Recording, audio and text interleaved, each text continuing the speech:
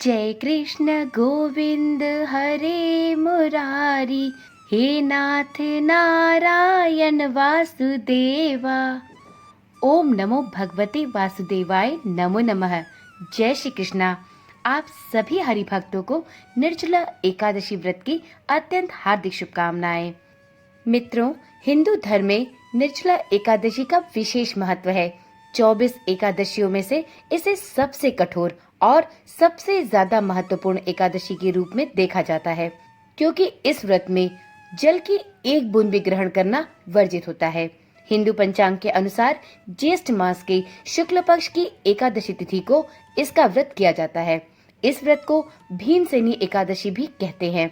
इस साल निर्जला एकादशी का व्रत 6 और 7 जून को रखा गया है।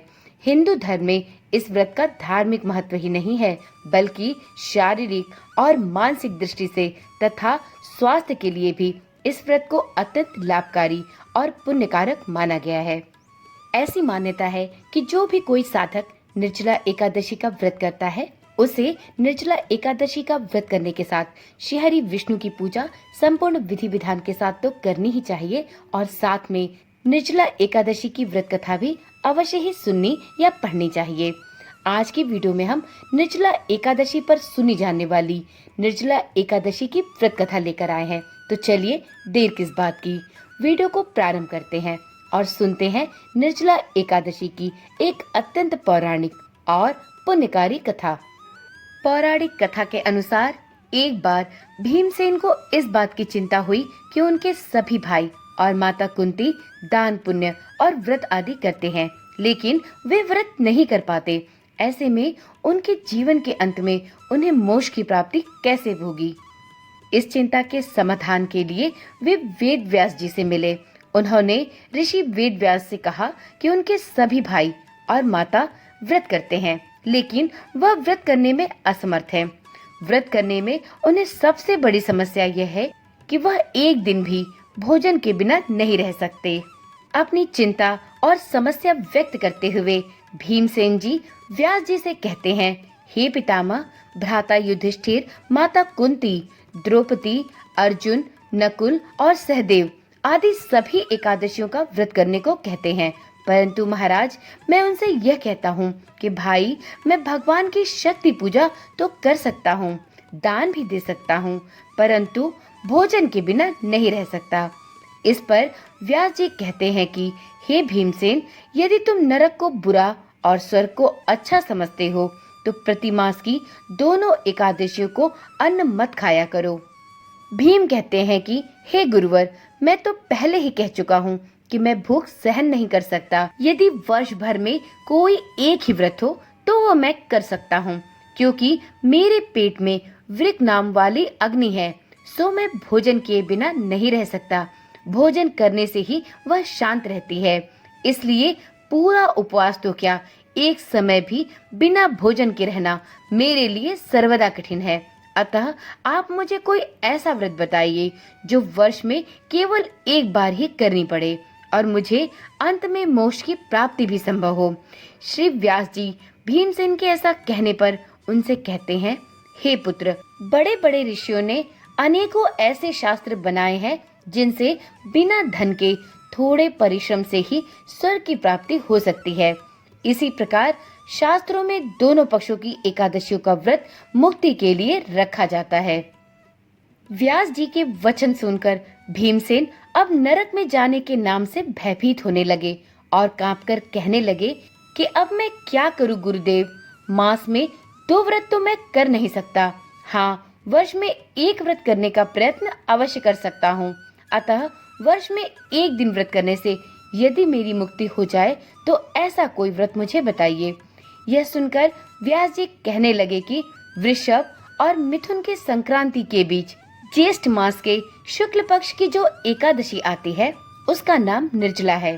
तुम उस एकादशी का व्रत करो। इस एकादशी के व्रत में स्नान और आचमन के सिवा जल को छूना भी वर्जित है। आचमन में 6 मासे से अधिक जल नहीं होना चाहिए, अन्यथा वह मद्यपान के सदृश हो जाता है। इस दिन भोजन नहीं करना चाहिए, क्योंकि भोजन करने से व्रत खंडित हो जाता है। इस व्रत में अन्न त्यागने के साथ साथ जल का त्याग करना भी अनिवार्य है। यदि इस एकादशी को सूर्यास्त से लेकर द्वादशी के सूर्योदय तक जल न ग्रहण किया जाए तो उसे सारी एकादशियों के व्रत का फल प्राप्त होता है। अर्थात यदि तुम इस एकादशी का व्रत रख सकते हो और एक दिन बिना अन्न और जल के रह सकते हो तो तुम्हें वर्ष भर में आने वाली सभी 24 एकादशियों के व्रत का पुण्य प्राप्त हो सकता है। द्वादशी को सूर्योदय से पहले उठकर स्नान आदि करके ब्राह्मणों को दान देना अनिवार्य है। इसके पश्चात भूखे और सत्पात्र ब्राह्मण को भोजन कराकर फिर आप भोजन कर लेना। इसका फल पूरे एक वर्ष की संपूर्ण एकादशियों के बराबर का प्राप्त होगा। व्यास जी कहने लगे कि हे भीमसेन, यह मुझको स्वयं भगवान ने बताया है। इस एकादशी का पुण्य समस्त तीर्थों और दानों से अधिक है। केवल एक दिन मनुष्य निर्जला रहने से अपने सभी पापों से मुक्त हो जाता है। जो मनुष्य निर्जला एकादशी का व्रत करता है उसकी मृत्यु के समय यमदूत आकर उसे घेरते नहीं, वरन भगवान के पार्षद उसे पुष्पक विमान में बिठाकर स्वर्ग की ओर ले जाते हैं। अतः संसार में सबसे श्रेष्ठ निर्जला एकादशी का व्रत है। इसलिए यत्न के साथ इस व्रत को करना चाहिए। उस दिन ओम नमो भगवते वासुदेवाय इस मंत्र का उच्चारण भी जरूर करना चाहिए और हो सके तो गौदान भी अवश्य करना चाहिए। इस प्रकार व्यास जी की आज्ञा अनुसार भीमसेन ने इस व्रत को धारण किया। इसलिए इस एकादशी को भीमसेनी या पांडव एकादशी के नाम से भी जाना जाता है। व्यास जी भीमसेन से आगे कहते हैं कि आप निर्जला व्रत धारण करें और निर्जला व्रत करने से पूर्व भगवान से प्रार्थना करें और संकल्प लें कि हे भगवान, आज मैं निर्जला एकादशी का व्रत करूंगा, दूसरे दिन भोजन ग्रहण करूंगा। मैं इस व्रत को श्रद्धा पूर्वक करूंगा, अतः आपकी कृपा से मेरे सब पाप नष्ट हो जाएं। इस दिन जल से भरा हुआ एक घड़ा वस्त्र से ढककर स्वर्ण सहित अवश्य दान करें। जो मनुष्य इस व्रत को करते हैं उनको करोड़ों पल सोने के दान का फल प्राप्त होता है। जो इस दिन यज्ञ आदि करते हैं उनका फल तो वर्णन ही नहीं किया जा सकता। इस एकादशी के व्रत से मनुष्य विष्णु लोक को प्राप्त करता है। जो भी मनुष्य इस दिन अन्न खाते हैं वे चांडाल के समान हैं।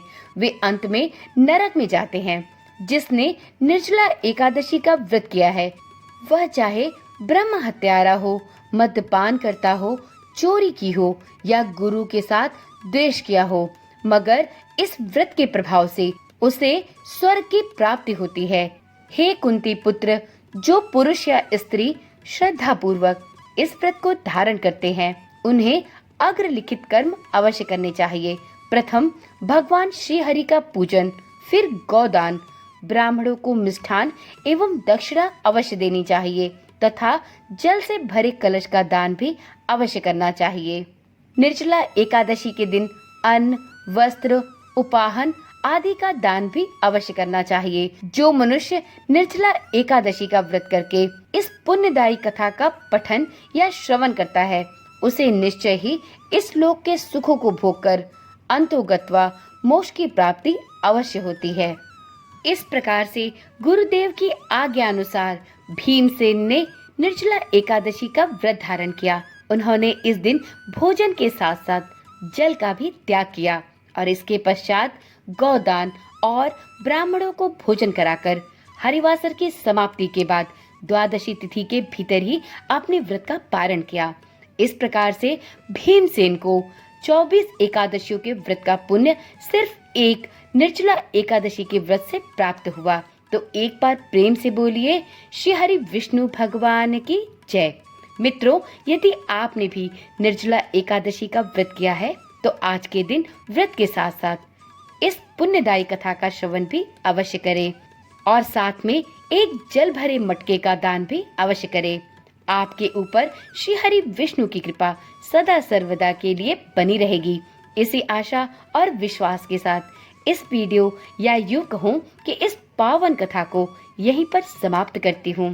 कल मिलते हैं एक नई वीडियो के साथ। तब तक के लिए ओम नमः शिवाय, जय श्री कृष्णा, राधे राधे।